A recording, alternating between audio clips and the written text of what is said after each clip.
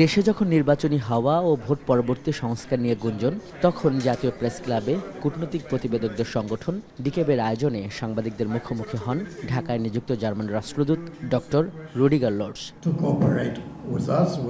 নির্বাচন সংস্কার নিয়ে সরকারের পদক্ষেপ নিয়ে জানতে চাইলে জার্মান রাষ্ট্রদূত বলেন, সংস্কারের উদ্যোগ আগামীতেও অব্যাহত থাকা উচিত। ডক্টর ইউনূসের অধীনে স্বৈরতন্ত্র থেকে গণতন্ত্র উত্তরণের এই নির্বাচন ইতিহাসের সবচেয়ে সুষ্ঠু ও গণতান্ত্রিক হিসেবে বিবেচিত হবে বলেও আশাবাদ জানান এই রাষ্ট্রদূত।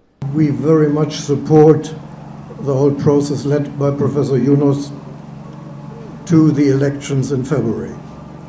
We are convinced, together with our European partners, that the country needs free and fair and credible elections.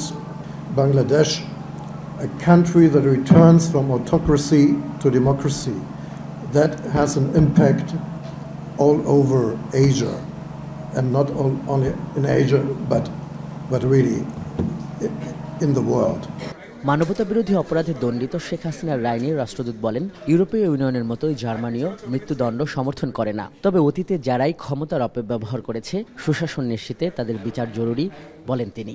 Political parties stay committed to the reform process and stay committed to the reform process also after the elections.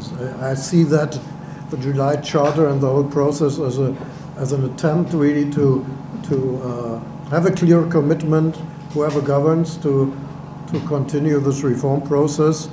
বিমান বাংলাদেশ এয়ারলাইন্সের বহরে Airbus সংযোজন একটি ভালো বিকল্প হতে পারে বলে উল্লেখ করেন জার্মানির এই রাষ্ট্রদূত। I feel there is still... আজহার লিমন, এখন, ঢাকা।